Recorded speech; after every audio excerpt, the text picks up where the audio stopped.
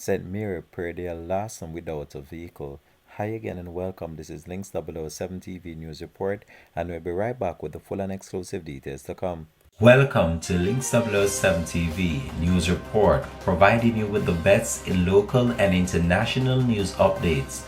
This is a place where you can get the most reliable and informative news information. Links 007 TV News Report. Welcome back and thanks for joining us. This is Links 007 TV News Report. The praedial larceny unit in St. Mary is now out of operation due to an accident on the Coleraine Main Road on the weekend.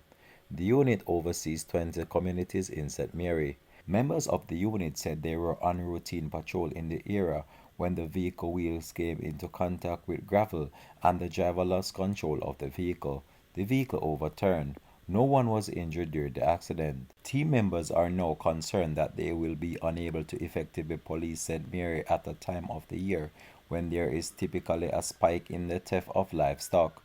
The police investigation continues. This has been Links 007 TV News Report. Thanks for watching.